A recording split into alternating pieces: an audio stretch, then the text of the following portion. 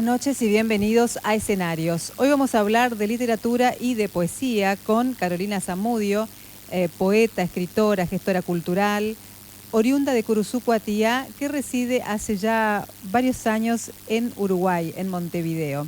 Vamos a hablar de su libro La extensión de un deseo, que vino a presentar aquí a nuestra ciudad. Quédate, esto es Escenarios.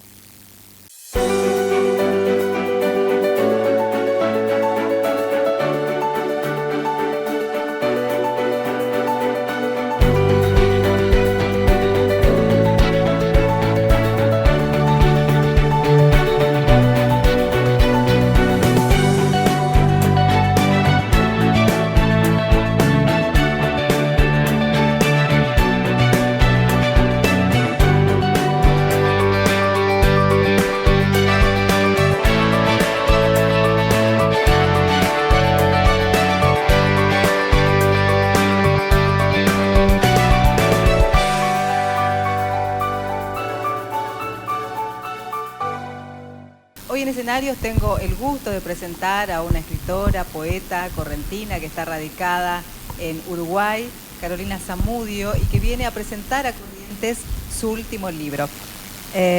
Antes que nada la voy a saludar. ¿Cómo estás, Carolina? Muchas gracias por estar con nosotros. Hola, Constanza, qué gusto finalmente conocernos, porque ya tuvimos algunos acercamientos virtuales, pero un placer estar acá en persona contigo. Bueno, estoy, como les decía, muy feliz de presentarla. Carolina no solo es escritora, sino también es una gestora cultural muy importante. Es una de las referentes de la poesía argentina de su generación en el mundo, de nuestra generación, diríamos. Directora. Eso, igual aclaro que eso no es una aseveración mía, sino de otros poetas del editor. Entonces, bueno, nada, lo pusieron ellos. Claro, está muy bien. Directora de la Fundación Esteros, publicó Seguir al Viento, 2013, La oscuridad de lo que brilla, Rituales del azar, Teorías sobre la belleza, la timidez de los árboles, El propio río, Vértice, Las certezas son del sol. Es periodista y magíster en comunicación internacional y asuntos públicos. Tiene premios universitarios, siglo XXI del diario La Nación, corona al poeta de Chubut, Senado de la Nación. Vivió y trabajó en Emiratos Árabes Unidos, Suiza, Colombia y Uruguay, donde reside en la actualidad y donde está realizando su prolífica obra, pero además dando espacio a otros escritores y propiciando encuentros que los escritores y los poetas valoramos mucho verdaderamente. Bueno, contame acerca de La extensión de un deseo. Verdaderamente me pareció, antes de empezar, un libro muy bello y también por momentos muy duro, ¿no? Donde se habla mucho de lo que se esconde y lo que se descubre, tanto en la poesía como en los sueños, y los sueños quizás como una metáfora de la poesía, o al revés, no sé. Bueno, a mí me gusta mostrarlo primero porque el libro es precioso, es una edición, bueno, no solo que tiene esta tapa hermosa, sino que el interior, bueno, ahí está intervenido un poquito por mí, pero es un interior color vino, me gusta decir a mí, o borra vino, bordó, en fin. Y como se puede ver, no es poesía tradicional, sino que es poesía en prosa. Claro. Este es mi 10º libro y yo creo que es un libro muy transparente, en el sentido de que al momento de la escritura yo no me planteé ninguna censura, ¿no? En general los poetas hacemos bastante trabajo de síntesis en el verso tradicional, con el corte de verso, de la lírica, y en este caso opté por la prosa porque me pareció que me permitía, como primero, explayarme, y segundo, transitar ese camino del fluir libre de la conciencia. Por eso se habla también de los sueños, ¿no? Porque nosotros en los sueños no tenemos ninguna atadura y bueno, salen las cosas más disparatadas, o de repente salen las cosas esas ocultas y catárticas que nos permiten sobrellevar el día, ¿no? O sea, en los sueños. Pero entonces yo, o la voz lírica del libro, digamos, comparte esa experiencia. Entonces ahí hay una mezcla entre la vigilia, la realidad del sueño, la fantasía, lo onírico. Y bueno, es un libro también que indaga sobre el oficio de la escritura, pero desde ya, bueno, podrás entenderme, no desde un punto de vista idílico, sí, que hermoso es escribir, que por supuesto que también lo es, sino el desafío de la escritura, ¿no? ¿Para qué escribimos? Sobre todo, ¿para qué hacemos poesía? Que a priori es algo que no le interesa a nadie. O sea, por suerte, habemos una banda de locos soñadores que seguimos escribiendo poesía, pero es una cosa que para nada utilitaria, ¿no? Entonces, claro, a este punto de mi camino, digamos, yo me planteo un poco sobre esas cosas, ¿no? Sobre la escritura, sobre... después hago ciertas analogías también con la maternidad, pero porque también es un tema que me interesa tocar, porque tengo la sensación de que lo que se ha escrito, no estoy generalizando, pero mucho de lo que se ha escrito sobre la maternidad también tiene una mirada como muy... Idealizada, sí, idealizada, ¿no? Normalizadora como, también. Claro, y como una cosa obligatoria, como que las las mujeres debemos ser madres, en fin. Hay toda una disquisición ahí entre escritura y maternidad. Bueno, ahora vamos a hablar un poco de la maternidad, porque yo también hice algunos apuntes, sobre todo de algunos pasajes que me parecieron muy hermosos. Bueno, lo voy a leer. La madre es lo frondoso siempre presente, dice Carolina, perdida en el follaje de lo cotidiano. Y esa mirada, ¿no?, entre madre e hija que fingen no verse, ese escurrirse, pero también observarse, ese juego un poco que hacemos con la madre y que seguramente lo haces vos con vos misma como madre, no sé. Sí, absolutamente. Además, bueno, lo que me di cuenta, porque uno va descubriendo, viste, a lo largo del camino, como los temas que a uno la conmueven, o con los temas que están ahí siempre. Y la trascendencia es un tema que está siempre. Entonces, mi madre, que tiene 82 años, pero es una presencia muy fuerte y muy cercana a mí, y mis hijas adolescentes están un poquito ahí en el libro, digamos, pero un poco... digamos, para marcar o para compartir algunas ideas o algunos conceptos sobre lo que yo tengo sobre la maternidad, un poco lo que te decía antes, que tienen que ver con la autonomía, con la libertad. Yo digo que tengo la suerte de que el universo me haya dado 2 hijas mujeres, porque me parece que en nuestro tiempo, en otros tiempos también, es todo un desafío criar o darle herramientas a hijas mujeres para que sean tipas plantadas en el mundo y que puedan sembrar, ¿no? Y entonces ahí también, desde mi propio ejemplo, humilde, pero el de ir viajando con la literatura por todos lados, entonces es un tema al que siempre vuelvo como con reflexiones, ¿no? O sea, yo hablo también bastante de este libro de que, no sé, creo que hay un verso que dice: no alcanza con vivir, sino que hay que darse cuenta de que se está viviendo. En el sentido de que, bueno, yo acabo de cumplir 52 años y digo, a esta altura de mi vida debería tener algunas cosas por lo menos claras, ¿no? Y pelear por ellas. Y bueno, en ese sentido me parece que, no sé si hay tanta conciencia de este concepto de maternidad consciente, justamente, valga la redundancia. Entonces, bueno, sí, ahí aparecen esos versos, pero otros también, ¿no?, que van como tejiendo todo el libro. Bueno, y ahí también aparece el tema de la conciencia, ¿no?, porque vos traías los sueños como un espacio liberador, con un espacio de libertad, donde justamente aparecen cosas que a veces, bueno, escondemos, que frenamos, ¿no? Y el trabajo de la conciencia, ambas cosas. Y la escritura, yo siempre conecto la escritura con el presente, a pesar de que está en ese lugar difuso, ¿no?, entre lo inconsciente y lo consciente, pero la escritura siempre me parece presente, y el presente de la conciencia que aparece y que a veces se nos revela en lo que escribimos y que ni siquiera nosotros lo habíamos visto. Sí, absolutamente. Yo creo que eso pasa muy frecuentemente con la escritura. Yo voy a poner un ejemplo. Los árboles son una presencia muy fuerte en toda mi escritura, o sea, hasta este 10º libro, todo lo que he escrito hasta ahora. Y yo nunca supe, creo que hasta ahora no lo sé, no tengo una explicación de por qué los árboles. Yo de botánica no sé nada, por supuesto que tampoco tengo un sentido ecologista, no me da orgullo decir esto, pero digo, en un momento en el que está de moda y todo el mundo hay que ser ecologista, yo tengo otros atributos modestamente, pero no ese.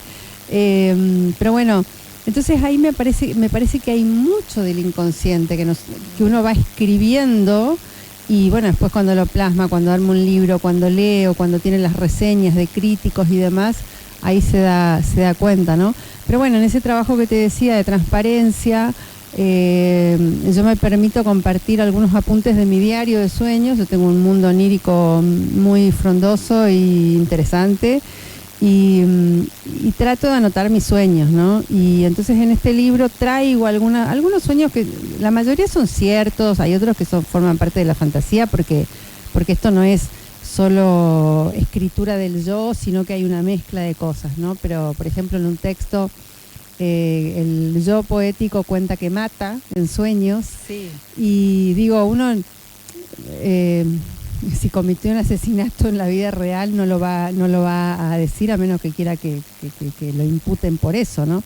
Entonces es una idea de traer como las oscuridades del ser, así como uno trae la luz, ¿no? Y también teniendo en cuenta que a lo mejor el lector el no lector tradicional de poesía tiene también un preconcepto de que la poesía es una cosa como mucho más liviana, light. Sí, bella, exacto, linda, los pajaritos, las flores. Y no, este libro es un libro que no sé, no digo que no tenga sus partes luminosas, pero hay bastante oscuridad también, ¿no? Bueno, ¿querés leernos algo? ¿Querés compartir algo? Son textos largos, bueno, pero... ¿Algún fragmento que te parezca? Bueno, yo creo que leería el fragmento del último texto que se llama La extensión del deseo, justamente. A ver dónde lo puedo empezar. De la fiebre a la sequía de palabras, la literatura es siempre un compás de espera del momento, y se refundan las paredes de la casa como se vuelve a erigir un mundo. No, el poema no es un hijo, es solo un puente, la extensión de un deseo. Algunos necesitamos hacer para ser, no solo el amor, el camino, el aire, el agua o el viento, la escritura y el llanto, la risa amplia, las 1001 noches, los días, y darle a todo un significado. Y lo perdí, así que creo que llegamos hasta ahí. No, pero mira, ya lo encontré. La madre es lo intuitivo, la maternidad lo racional, pero elijo certeza. Tengo una vieja puerta en la cabecera de la cama, un muro de contención, un muelle, los durmientes de una vía, o solo un lugar por donde asciende el deseo, la vida misma, algo de carestía, pero sobre todo abundancia. Bueno, ahí también un agradecimiento muy grande, ¿no? A la vida y vi también esta referencia muy sutil a tantos poetas y a tantas poetas que aparecen en el libro, a lo largo del libro, ¿no? Sí. Porque no los voy a nombrar porque son muchos, pero me resuena mucho Pizarnik, me resuena mucho Orozco, Idea Vilariño, aparece Borges, aparece su personaje Mazuns. Sí. Bueno, todo eso que también forma parte de nuestro imaginario, que convive con nosotros, ¿no? Cuando la literatura es algo en lo cual también nos sostenemos y de lo cual podemos abrevar, digamos, también para pensar en la vida, no solamente para leer algo que nos entretiene. Sí, sin duda. Lo primero que decís sobre todo abundancia, yo me refiero ahí un poco al concepto de la creatividad, de las ideas, ¿no? De tener una vida rica desde lo conceptual, desde las inquietudes, la creatividad y bueno, también las lecturas, ¿no? Es muy difícil que alguien que escriba no lea, y no lea profundamente, sobre todo si se toma esto como un camino profesional, entre comillas, o sea, que se hace a conciencia, a plenitud, con oficio, ¿no? Y bueno, otra de las características de este libro, como decías, es que casi todos los textos, salvo uno, no sé por qué, tienen citas de autores, incluso de personajes de cuentos, como decías, de Borges, hay otro de García Márquez. Creo que son como unos 40 nombres propios, digamos, incluyendo las citas, ¿no? porque eso me permitió hacer un trabajo que es la primera vez que lo hago, y bueno, por lo que me dijeron algunos críticos, no es algo tan habitual, no te digo que no exista, pero digo, no sé, no sé si hay un poemario que se haya planteado con esta idea, ¿no? De la intertextualidad, pero tan evidente, de que haya una cita, y eso te da un pie súper interesante para interpelar a esos propios autores, ¿no? Orozco, por ejemplo, Pizarnik, son dos autoras argentinas a las que yo admiro mucho, pero más Orozco que Pizarnik incluso. Entonces yo me permito dialogar con ellos, ¿no? Porque hay mujeres, hay hombres, me permito dialogar con ellos y a veces hasta contradecirlos, ¿no? O sea, con la idea de que, bueno, con esa idea tan freudiana de matar al padre, ¿no? O sea, Así es. Bueno, vamos a hacer una pequeña pausa, te propongo hacer una pequeña pausa y enseguida volvemos. Vamos a seguir conversando con Carolina Zamudio aquí en Escenarios. Un segundito y ya volvemos.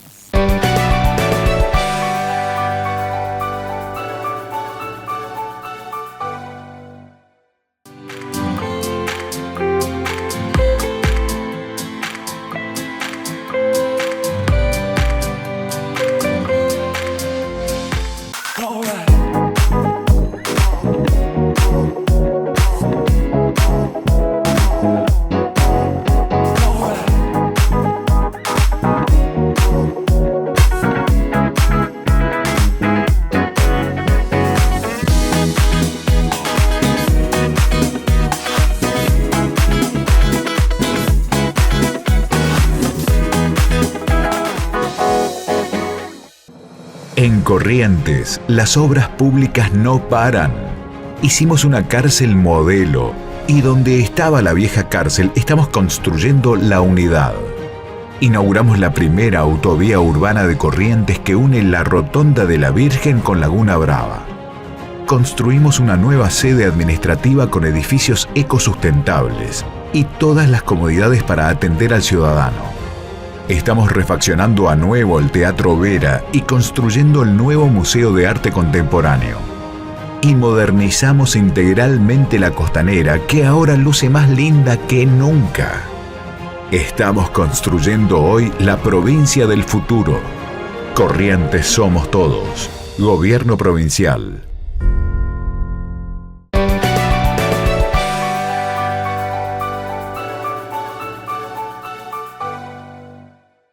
Continuamos en Escenarios conversando con Carolina Zamudio y cuando terminábamos este primer bloque hablabas de matar al padre, algo que también aparece muy presente, que ya cuando empieza el libro hablas de la muerte, un libro de poemas que abre con la muerte, verdaderamente es muy particular, digamos, no es frecuente, pero además después hablas de matar al padre y también hablas de matar en sueños, ¿no? Sí. ¿Cómo es esto? Bueno, en realidad, la muerte para mí es una cuestión muy natural, digamos, es como el día y la noche, la vida y la muerte, es algo que está bastante presente en mí, en general para bien, en el sentido de que esa visión de que la vida es un desafío diario y de que hay que vivirla intensamente lo mejor que se pueda porque no sabemos hasta cuándo. Y bueno, sí, el libro empieza con el verso o con la sentencia de todos vinimos a morir, que es una cosa que puede ser chocante quizá para alguna gente, no tan frecuente en libros de poesía, aunque hay muchísimos poetas que han escrito desde ese lugar, por supuesto. Pero es como, bueno, me pregunté mucho si podía presentar así un libro, ¿no? Pero bueno, era lo que quería, lo que deseaba. Y sí, lo de matar al padre es un concepto freudiano, ¿no? Claro. O sea, que uno tiene que atravesar esa etapa como para poder ser uno mismo y ser una entidad independiente en el mundo, con sus propias ideas.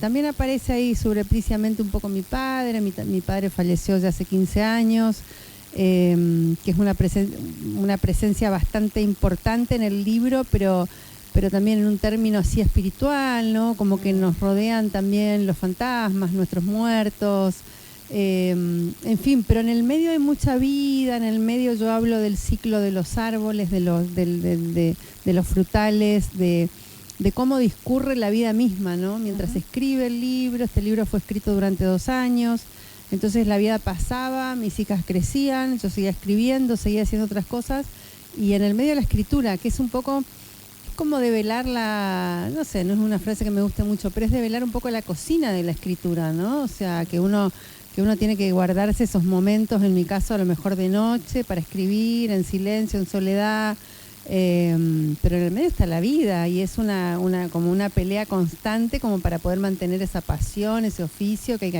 alimentar. Claro, bueno, estás hablando, ¿no?, de la noche, también de las sombras.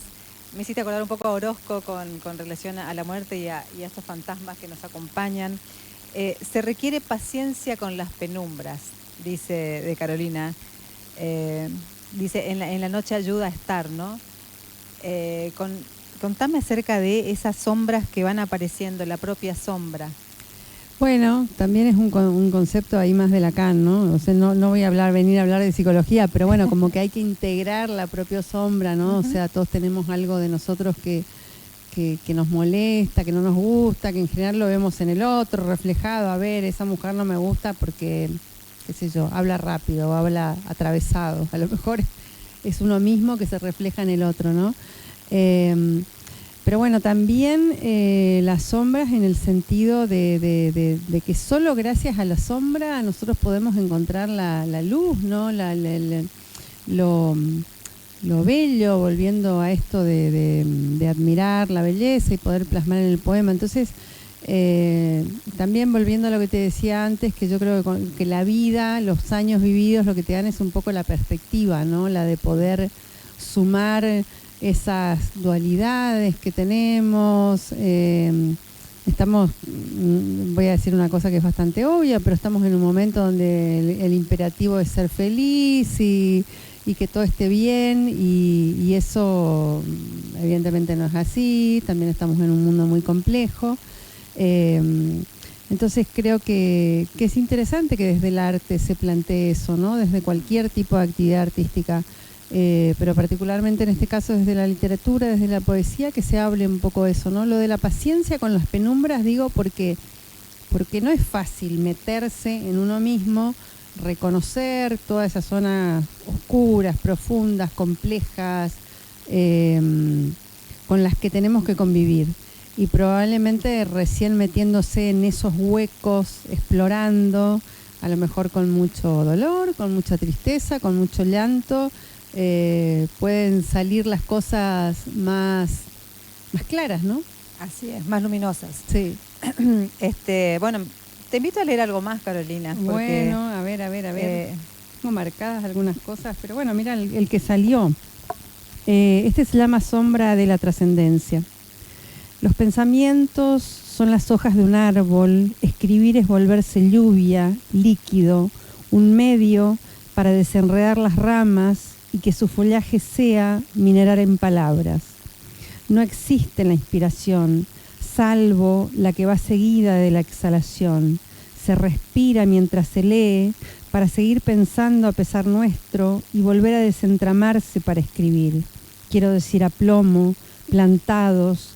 El reto es mantener el equilibrio, ritmo y silencio para que sea música.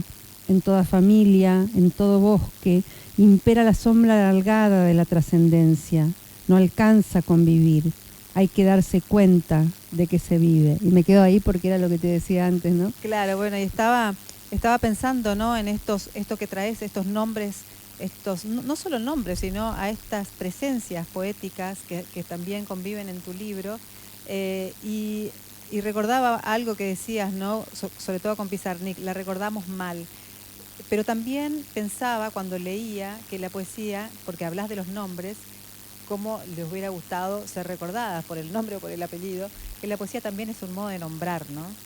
Sí, absolutamente. Eso de los nombres propios o de incluso apodos en algunos casos, porque digo Georgia a veces, que es Borges, por supuesto. Sí. Pero lo de los nombres en realidad me surgió. Yo viví en Colombia antes de vivir en Uruguay y me llamó la atención es una generalización la que hago, pero en general en Colombia los hombres escritores eran llamados por los apellidos, pero las mujeres no. Las mujeres eran María, Laura, Laurita, o sea, me parece una cosa muy paternal, patriarcal, bueno, en fin, podríamos ponerle un montón de... Entonces es como que me surgió desde ese lado, pero me quedé pensando que en el caso de Pizarnik uno puede decir Alejandra y Alejandra es Alejandra. Entonces, bueno, qué sé yo, Marilyn también es Marilyn, no sé, se me acaba de pasar por la cabeza, ¿no? Pero bueno, esas cosas curiosas de los mitos también. Pizarnik se suicidó muy joven, entonces por eso fue Pizarnik. Pero yo decía que la recordamos mal porque en general uno tiene con Pizarnik una idea de una tipa muy atormentada, atribulada, tortuosa, por supuesto que así fue su vida en líneas generales. Pero también si después si alguien indaga un poquito más, era muy amiga de Orozco, de Olga Orozco, y Olga decía que era una mujer sumamente divertida, digamos, vivían en polos, ¿no? Pizarnik. Pero es interesante esto de la idea o de cómo después se construye el mito, y el mito es en general Alejandra atormentada, que es un poco lo que muestra su poesía, pero bueno, yo lo que intuyo también es que para llegar ahí tuvo que haber sido una mujer muy divertida, sumamente chispeante, entonces por eso digo que la recordamos mal. Muy brillante, ¿no? Sí. Bueno, me gustaría que hablemos un poquito acerca de lo que haces con Fundación Esteros antes de finalizar la entrevista, porque creo que también forma parte importante de tu vida, de tu hacer, ¿no? Sí. Bueno, yo fundé la Fundación Esteros, la creé ya hace 7 años, en Uruguay, que es donde vivo, en Montevideo, y la Fundación edita una revista, primero una revista digital, y bueno, hace un montón de cosas, ¿no? En general estoy asociándome todo el tiempo con otras entidades culturales de América Latina y del mundo también, pero principalmente, o sea, como en los últimos años lo más importante es que hacemos un festival internacional de poesía que se hace dentro de la Feria del Libro. Esta va a ser la 6ª edición, y se convocan ahí a 15 poetas más o menos internacionales, que tratamos de que vengan por lo menos de 3 continentes. El año pasado hubo un kurdo, o sea, vino una persona de Kurdistán, había gente de Alemania, de España. Bueno, en general tratemos de que Asia y Europa estén representados, que es un desafío mayor, porque bueno, lograr que un poeta venga desde tan lejos al Río de la Plata. Y nada, creo que es un aporte muy lindo, porque la Feria del Libro de Montevideo tampoco tenía antes un encuentro internacional, bueno, no tenía en general un encuentro de poesía. Entonces es como una linda ventanita ahí dentro de la feria, y bueno, se va creciendo y tratamos de aportar desde algún lugar, ¿no? En mi caso personal, yo creo que es intentar devolver un poco de todo eso que a mí me dio la literatura, con gente tan generosa que me dio el primer espaldarazo, o están todo el tiempo reseñándome. O sea, yo creo que en la poesía y en este tipo de actividades el respaldo mutuo es una cosa como esto que estás haciendo, ¿no? De darme un espacio. Es algo que es sumamente, que funciona solamente porque se da de esa manera, si no es muy difícil. Así es. Bueno, te agradezco muchísimo que hayas venido. Es un placer que estés en Corrientes presentando tu libro. Seguramente para vos también volver y presentar tu libro es muy especial, ¿no? Sí, bueno, además es el 10º libro, pero paradójicamente es la primera vez que presento un libro en Corrientes. O sea, que vengo especialmente a Corrientes para presentar un libro. Porque bueno, como vivo en el exterior, en Curuzú, que es mi ciudad natal, sí había presentado el primero.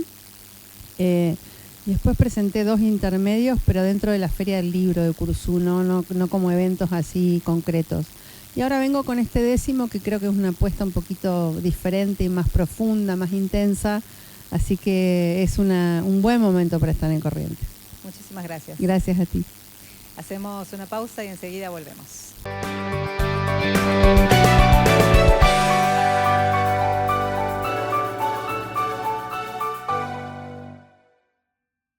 De esta manera nos estamos despidiendo hasta el próximo jueves. Agradecemos como siempre a Agustina Domínguez por el outfit y recordamos que Agustina Domínguez está ubicada en Mendoza 850 de nuestra capital. Que tengan un excelente fin de semana.